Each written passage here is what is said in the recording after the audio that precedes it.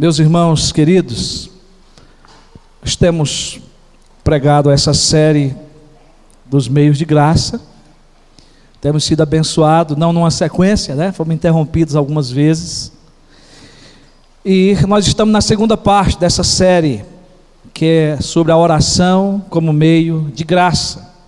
O tema que nós estamos dando aí em Mateus capítulo 6, Jesus nos ensina a orar, na oração modelo, como é conhecida, mas mais conhecida como a oração que o Senhor nos ensinou, ou a oração do Pai Nosso. E nós temos sido abençoados grandemente, principalmente dos versículos de 9 em diante, que nós fizemos a pergunta, o que Jesus nos ensinou na oração modelo.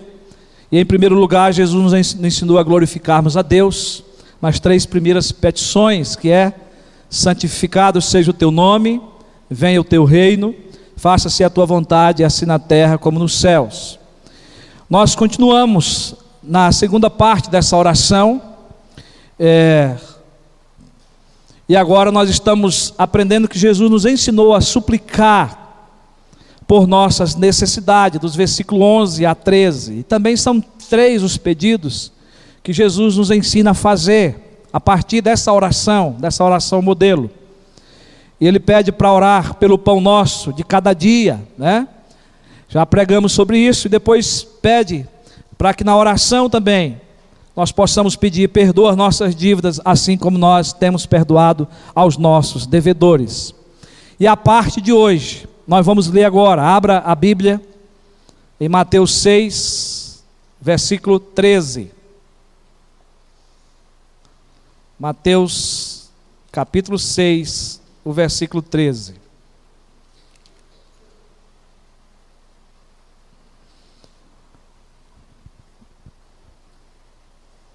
Nós vamos ler todo o versículo. Vamos lá? E não nos deixe cair em tentação, mas livra-nos do mal, pois teu é o reino, o poder e a glória para sempre. Amém. Primeiro eu quero dizer para você que nós não vamos terminar a mensagem desse versículo hoje. Eu estava agora falando para o Rafael que se a gente fosse expor as verdades que está por trás desse versículo, teríamos que pregar várias mensagens, principalmente a riqueza que o nosso breve catecismo nos dá sobre esse texto. Mas nem na sequência nós vamos explorar tudo isso, mas eu quero pelo menos passar algumas coisas que são principais para a nossa vida, que está nesse versículo e por trás daquilo que Jesus quis nos ensinar, Então, vamos orar nesse momento mais uma vez. Querido Deus, teu filho está aqui à frente e entende que só pela instrumentalidade do teu Espírito Santo, para pregar a tua palavra. Então abre os nossos ouvidos para ouvir, o nosso coração para receber, entender. E ó Deus, para que nós possamos, Senhor, ao ouvir essa palavra, sermos transformados por ela, sermos alertados, para que possamos continuar servindo ao Senhor até a tua volta. É o que nós te pedimos, Pai, no nome de Jesus. Amém. Meus irmãos, você pode consultar o símbolo de fé da nossa igreja, o Catecismo Maior de Westminster, na pergunta 195, o que pedimos na sexta petição. Domingo passado, nós aprendemos que devemos orar pelo perdão das nossas dívidas, ou seja, dos nossos pecados, e que o Senhor nos perdoe como nós perdoamos os nossos devedores. Uma preocupação que Jesus quis nos ensinar com respeito às nossas dívidas, aos nossos pecados cometidos, é isso que ele fala no versículo anterior da mensagem de domingo. Em resumo, pedimos perdão a Deus pelos nossos pecados e pedimos na mesma medida que nós perdoamos os nossos irmãos. Isso significa que devemos perdoar nosso irmão na mesma medida que nós fomos perdoados por Deus, porque fomos perdoados de uma dívida impagável. Devemos semelhantemente perdoar os nossos irmãos. Eu recebo perdão pela graça e derramo graça quando perdoo o meu irmão. Esse foi o resumo, mas domingo não fiz menção dos versículos que conclui toda essa perícope. Lá no versículo 14 e 15, Jesus continua dizendo assim: porque se perdoardes aos homens as suas ofensas, também vosso Pai Celeste vos perdoará. Se porém não perdoardes aos homens as suas ofensas, tampouco vosso Pai vos perdoará as vossas ofensas. Tá? Então lembre dessa recomendação de Jesus, que é muito séria para a nossa vida, e para a nossa vida de confissão de pecado. Hoje nós vamos partir já para a chegada final dessa oração que Jesus nos ensinou, a sexta petição. E ela é voltada, né, para os pecados que nós podemos cometer no futuro. Quando pedimos perdão pelas nossas dívidas, nós estamos pedindo perdão por algo que nós já cometemos. Mas agora a ideia desse ensinamento de Jesus é que eu estou no mundo, sujeito a pecar amanhã, a passar pelas tentações, não é? Então agora Jesus está nos voltando para o futuro, para o amanhã nosso.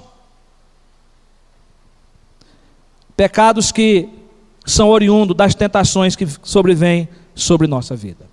Mas você sabe o que é uma tentação? Você já foi tentado alguma vez? Você caiu ou venceu?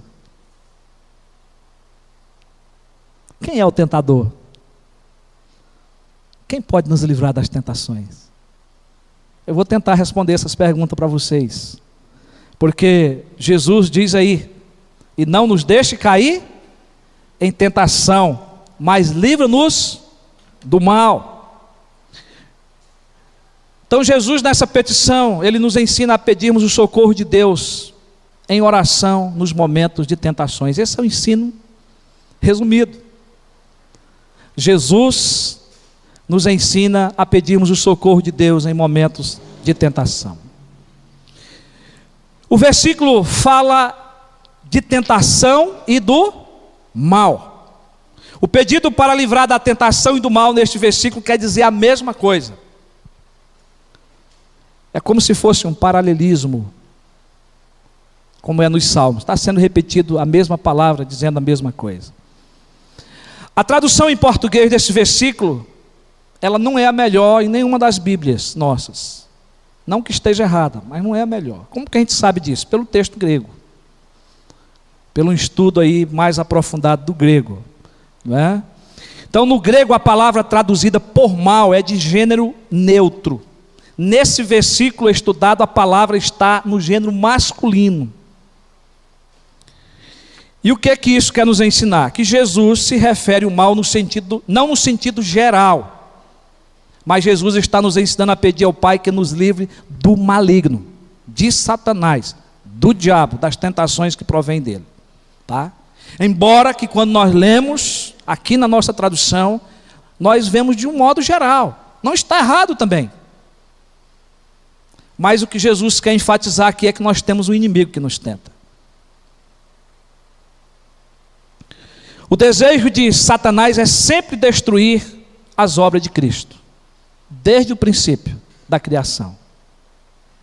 Eu não quero entrar aqui nessa noite na discussão da soberania de Deus sobre o mal, né? E sobre doutrinas que nós cremos e que nós vamos ter outra oportunidade para trabalharmos sobre isso. Mas eu quero pelo menos fazer vocês entender que depois de todo esse processo permitido por Deus, do mal existir, de Satanás existir, né? Deus está sob o controle de todas essas coisas, mas o desejo de Satanás é destruir, é separar, é confundir, de perseguir a igreja de Cristo. E aí, meus irmãos, o entendimento é que a Bíblia não concebe o mal como um princípio abstrato, como uma força imaterial, mas sim como um poder ativo e pessoal, que se opõe a Deus, que se opõe à obra de Deus, que se opõe à igreja de Cristo, que se opõe ao poder de Deus. Mesmo nós sabendo, e a palavra de Deus mostrando que Satanás está limitado ao seu poder, que Deus é soberano sobre todas as coisas, não é? E que ele só vai até onde Deus quer. Nós já até falamos desse assunto em outras mensagens aqui. Mas a palavra aqui, traduzida por tentações, irmãos, é do termo grego peirasmo, que pode significar prova, juízo e tentação dirigida para um fim. E este fim é que é aquele que é subtendido à prova ou a uma tentação. E aí nós vamos ter várias traduções na Bíblia, né? E também o verbo que vem do grego, que é correspondente, é peiraisen.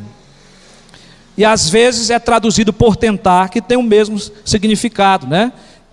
De provação, tá? Então a tradução bíblica ela é optada de acordo com o seu contexto, para diferenciar tentação de provação. Porque Deus não tenta ninguém. Eu não sei se você já sabia disso, mas Deus não tenta ninguém. Por isso que é preciso diferenciar a tentação de provação. Embora que a palavra dê o mesmo sentido, né, para traduzir as duas coisas. Mas essa é a riqueza que o grego tem, não é? Irmãos, Deus não deseja o mal a ninguém. Ele não é acusador do mal, causador do mal, né? Ele não tenta ninguém no sentido de procurar colocar alguém em uma armadilha que caia, que não possa sair. Deus não faz isso, tá? Então Deus, Ele prova, mas Ele não tenta. É o que nós estamos resumindo aqui. Deus prova, mas Deus não tenta. A provação que Deus permite passarmos tem o propósito de passarmos por lutas e dificuldades, e delas sairmos fortificado e purificado e santificado. Então, quando Deus nos prova tem sentido. Quando Deus deixa lutas vir sobre nossa vida, ou quando Deus pede uma prova da nossa fé, como pediu a Abraão que entregasse o seu filho Isaque para ser crucificado, aliás, para ser feito o holocausto dele. Uma prova da fé. Deus já tinha preparado o substituto. Ele não sacrificou, mas ele confiou no Senhor, que o Senhor era fiel para prover o substituto para aquele momento, como está lá em Hebreus, né, refere sobre isso. Mas, meus irmãos, Deus usa as nossas experiências a fim de nos aperfeiçoar, e pode ser um teste de fogo, que não vem para nos destruir, mas para nos purificar e nos edificar. E Deus faz isso na nossa vida. Quantas provas eu já passei, quantas provas você já passou? Agora a tentação, ela procede do diabo, da carne e do mundo. São os nossos três arqui-inimigos que a Bíblia nos revela. Nós aprendemos isso aqui no primeiro curso de discipulado que fazemos aqui na igreja.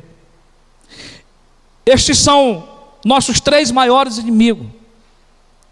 A tentação, ela vem para destruir a nossa vida, ela vem para nos afastar de Deus e para nos envergonhar diante do mundo. E aí Deus não tenta ninguém, quem tenta é o diabo. Deus não é o tentador. E Tiago declara lá na sua epístola, no capítulo 1, de 13 a 15, ele diz: ninguém ao ser tentado diga, sou tentado por Deus, porque Deus não pode ser tentado pelo mal, e Ele mesmo a ninguém tenta. Ao contrário, cada um é tentado pela sua própria cobiça, quando essa o atrai e seduz. Então a cobiça, depois de haver concebido, dá à luz o pecado, e o pecado, uma vez consumado, gera a morte.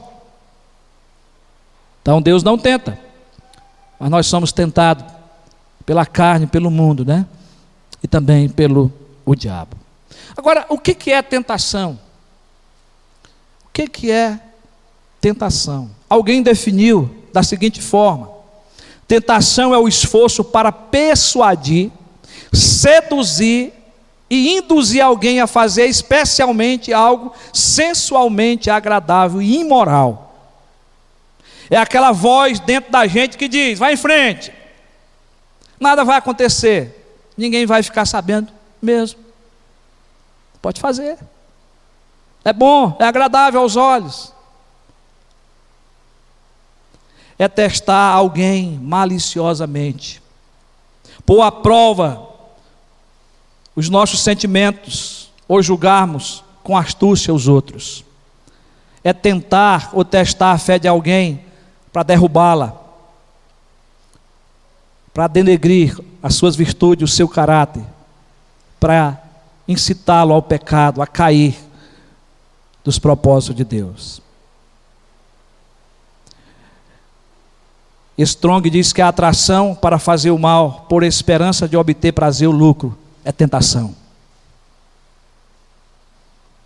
A atração para fazer o mal por esperança de obter prazer ou lucro é tentação. A tentação só é eficaz por causa do que há dentro de nós e não fora.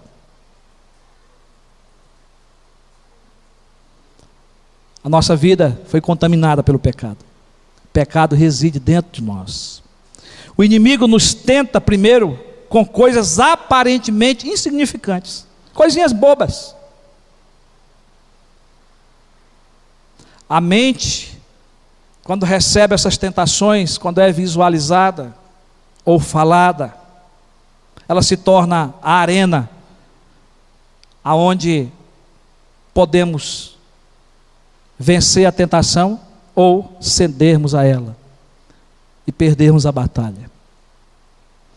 Tudo que uma pessoa faz, seja bom ou mal, se origina no coração e na mente. E foi o próprio Deus que falou isso. Você pode conferir o livro do profeta Isaías no capítulo 17, se eu não estou enganado, versículo 5, que diz que o nosso coração é corrupto, aliás, é enganoso e desesperadamente corrupto. Jeremias, eu nem lembro o que eu falei agora, é Jeremias capítulo 17, obrigado, versículo 5. Então é algo de nós, irmãos, que está em mim e em você. Só Deus conhece o nosso coração. Nosso coração é corrupto, é enganoso.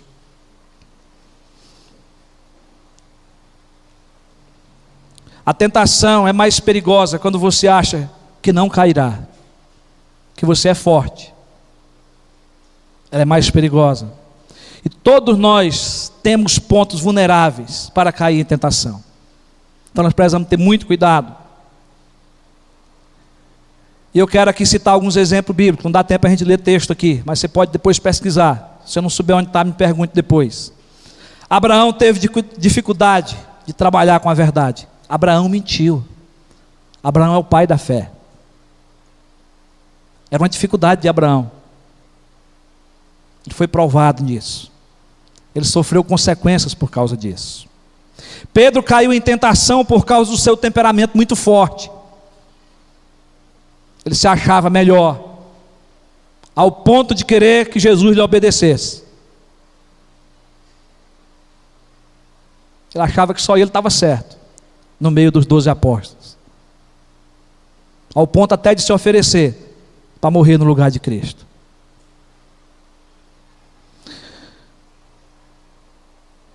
Ainda podemos citar aqui, Paulo tinha um espinho na carne. Nós não sabemos o que era. Deus permitiu que estivesse lá. Paulo sofria. E Paulo queria que Deus tirasse esse espinho da carne dele. E Deus disse: não, a minha graça te basta. Mas era algo que tentava ele. Sansão, ainda voltando lá no Antigo Testamento, tinha o desejo pela mulher proibida. Caiu no pecado, sofreu as consequências. O povo de Deus também sofreu por causa do pecado dele. Judas, um dos 12, tinha um coração preso ao dinheiro. Quantas pessoas são hoje, estão presas ao dinheiro? E traiu Jesus por 30 moedas de prata.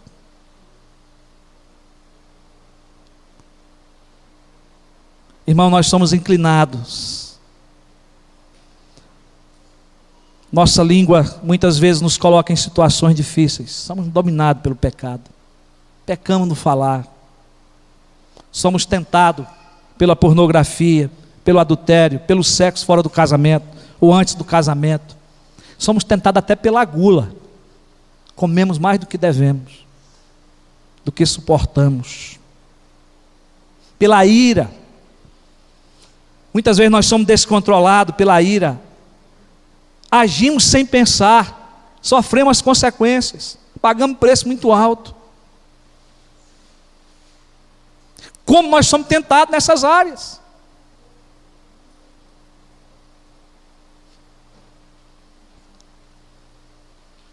Somos tentados pelo diabo, pelo mundo, pela carne. Depois vocês vão ver a exposição aqui sobre essa parte. Agora, quem é Satanás? Quero falar pouco dele aqui, que ele não tem muito espaço aqui na igreja. Mas Satanás é o nosso inimigo. Satanás é o chefe dos anjos caídos. O nome Satanás significa adversário, aquele que se opõe. A Bíblia o descreve como o príncipe da potestade do ar, o espírito que agora atua nos filhos da desobediência. É descrito também como o sedutor de todo mundo, Efésios 2:2, Apocalipse 12:19. Segundo a Bíblia, Satanás é extremamente ardiloso, inteligente e poderoso, mas está rigorosamente sempre debaixo do controle soberano de Deus. Glória a Deus por isso. Só vai até onde Deus quer. Então essa bola que dão toda para ele aí não existe, tá? Deus é soberano sobre Satanás, sobre os demônios. Quem reina hoje é Jesus, morto e ressuscitado. Glória a Deus por isso. Senão nós estávamos acabados. A Bíblia mostra que ele é o nosso tentador. O contexto da Bíblia mostra que o diabo não dorme, Satanás não dorme. O seu trabalho é investir todo o seu tempo para nos destruir. Quando eu falo para nos destruir, eu estou me relacionando aos cristãos, aos crentes, aos nascidos de novo, aos que estão em Cristo Jesus. Ele anda disfarçado como leão. Ele não é o leão. Quem é o leão? Você vê esse cartaz que aparece na liturgia, o leão de Judá é Jesus Cristo. Mas Satanás, ele anda disfarçado como leão, procurando alguém para destruir. Quem vai nos dizer isso é o apóstolo Pedro, na sua primeira carta, o capítulo 5, versículo 8. Olha o que ele diz lá: sede sóbrios e vigilantes, o diabo, vosso adversário, anda em derredor, como leão, procurando alguém para tragar. Esse é um versículo que você deve saber de cor, para você estar atento sobre as ciladas de Satanás. Agora, meu irmão e minha irmã, falamos dos nossos três inimigos. Agora você sabe o que o diabo faz? Ele usa o mundo, ele usa a nossa carne para nos tentar. Ele tira o proveito de tudo. Então nós, os filhos de Deus, somos alvo dos ataques de Satanás. O mundo é um aliado de Satanás. Está pronto para nos levar a pecar. E Satanás vai nos fazer pecar através do mundo. O mundo que eu estou falando não é o cosmo, não é as pessoas em si, mas todo o sistema desse mundo, corrupto pelo pecado, pelo poder de Satanás, que procura nos seduzir para fazer a vontade dele. E a nossa carne, que é a nossa natureza corrompida pelo pecado, ela também é uma aliada de Satanás, que está pronta a nos fazer cair em pecado. Está dentro de nós essa tendência pecaminosa. E quando nós olhamos, quando nós buscamos ou falamos, o inimigo pode pegar, não tudo, mas alguma dessas coisas para nos fazer pecar. Porque ele não tem poder de ler a nossa mente, ele não tem poder de estar em todos os lugares ao mesmo tempo. Mas ele pode fazer com que alguma dessas coisas que falamos, que olhamos, que gostamos, que amamos aí do pecado, ele pode fazer com que elas virem tentação para tentar destruir a nossa vida. O que aprendemos com esses ensinamentos de Jesus? Quando nos manda orar pedindo ao Pai que não nos deixe cair em tentação, mas livre-nos do mal. Eu quero ser muito rápido com vocês. Eu tirei 2 ensinamentos aqui desse texto para mim, e baseado também no nosso catecismo. Eu queria que você prestasse atenção, para que você pudesse sair daqui dizendo: olha, valeu a pena eu estar no culto hoje à noite, valeu a pena eu ouvir a palavra. Primeiro, meus irmãos, nós devemos reconhecer nossa fragilidade diante das tentações. Não se sinta forte. É um grande perigo. É um grande perigo. Eu e você, todos nós cristãos, enquanto estivermos nesse mundo, devido à corrupção do pecado em nós, estamos sujeitos às tentações de Satanás.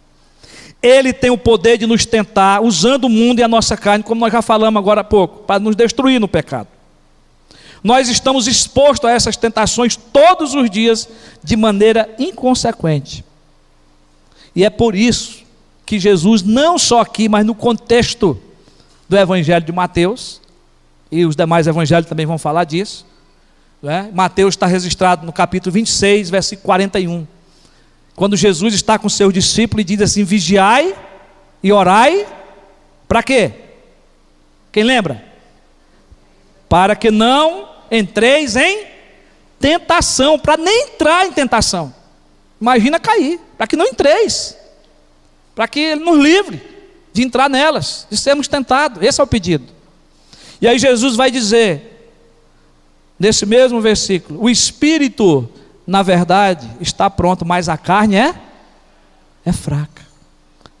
Essa tendência pecaminosa, não é essa carne aqui que você pega aqui, mas essa tendência pecaminosa que está dentro de você é fraca. Nós somos frágeis, o pecado contaminou a nossa vida.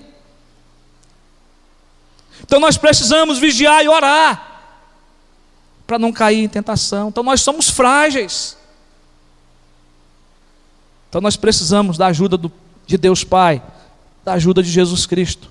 E Paulo, escrevendo aos Gálatas, no capítulo 5, 16 e 17, ele vai dizer: digo, porém, aí vem a ordem, andai no Espírito, que deve ser o andar do crente, deve ser no Espírito, e jamais satisfareis as concupiscências da carne, o pendor da carne, essa vontade da carne, eu não devo satisfazer. E aí ele vai dizer: por quê? A carne milita contra o Espírito Santo, irmão. Ela tem esse poder de militar contra o Espírito Santo. Mas o Espírito Santo, graças a Deus, diz Paulo, que também milita contra a carne. Amém? São opostos entre si, para que a gente não faça o que queira, para que não façais o que porventura seja do vosso querer. Aí é a graça. Amém? A graça, o Espírito Santo está lá para nos ajudar, porque senão nós vamos cair direto nas tentações. Então nós somos frágeis. Eu quero que você observe aqui que tanto Jesus como Paulo está dizendo: olha, vocês precisam de socorro. Então nós precisamos vigiar e orar, falar com Deus sobre as tentações, pedir livramento, né? E vigiar, estar atento, acordado, tenha de olho aberto e fuja da tentação. E Paulo, relatando aos Gálatas, ele está dizendo que é uma luta constante da carne querendo nos derrubar, e só o Espírito Santo com a graça pode nos sustentar. Amém? Mas nós somos frágeis, somos por nós mesmos incapazes de resistir às tentações, de sair delas e de tirar proveito delas para o nosso aperfeiçoamento espiritual. Nós dependemos de Deus, não é? Mas eu quero tratar disso um pouquinho mais para frente. Veja o que o apóstolo Paulo confessou. Ele diz: então, ao querer fazer o bem, encontro a lei de que o mal reside em mim, porque no tocante ao homem interior tenho prazer na lei de Deus, mas vejo os meus membros outra lei que, guerreando contra a lei da minha mente, me faz prisioneiro da lei do pecado que está nos meus membros. E ele confessa: desventurado homem que sou, quem me livrará desse corpo de morte? Eu esqueci de pôr a referência aqui nas minhas anotações. Se não está em Coríntios, está em Romanos. Primeira carta de Coríntios, se eu não estou enganado. E aqui, meus irmãos, como que é importante? Porque aqui aparece a palavra mal, você percebeu? No versículo que eu li. O mal reside em mim, Paulo diz. A palavra grega usada para o mal aqui é kakos, diferente da que Jesus usa. E quer dizer, trata da nossa natureza perversa. Então Paulo está falando da pecaminosidade que está dentro dele. Nós não somos como deveríamos ser, mesmo tendo a lei boa lá dentro de nós. Entenderam? Tem outra lei guerreando, tem outra lei querendo destruir. E Paulo diz: o mal reside em mim. Por isso que ele vai dizer: desventurado o homem que sou. Toda a nossa estrutura de caráter foi danificada e prejudicada. É o que essa palavra no grego quer mostrar para nós. Nosso modo de ser, nosso modo de pensar, nosso modo de sentir e agir não é para fazermos como a palavra de Deus manda, mas é o contrário.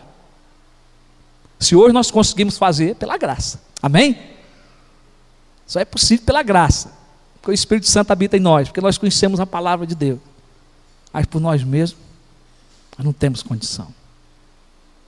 Somos frágeis às tentações ao pecado.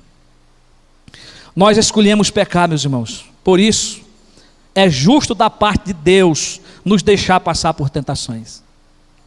É justo. Deus permite.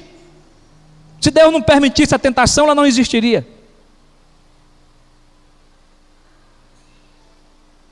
Dizia o meu irmão, quando eu convivia com ele: Deus é o chefe geral, é o manda-chuva. Ele determina todas as coisas. Então é justo da parte de Deus. Eu quero deixar um texto com você, que é o Salmo 81, de 11 a 12. Lá diz o seguinte: mas o meu povo, Deus está falando isso, mas o meu povo não me quis escutar a voz, e Israel não me atendeu. Assim deixei-o andar na teimosia do seu coração, siga os seus próprios conselhos. Em Eclesiastes, Salomão, não lembro agora a referência, mas ele disse que por causa da nossa vaidade, nós nos entramos em muitas encrencas, em muitas armadilhas. Foi nós que escolhemos isso. Então Deus é justo de permitir algumas coisas acontecer na nossa vida, para que a gente não venha se sentir melhor do que Deus, né? Porque tem muita gente aí se achando melhor do que Deus. E aí, por isso, meus irmãos, que eu quero levar vocês ao segundo ensinamento, que é que nós devemos reconhecer nossa total dependência de Deus. Então, ao mesmo tempo que eu me sinto frágil, corrompido pelo pecado, tendente a cair nas tentações, eu tenho agora que reconhecer que para mim vencer, eu tenho que depender totalmente de Deus. E vem a pergunta: você tem dependido totalmente de Deus?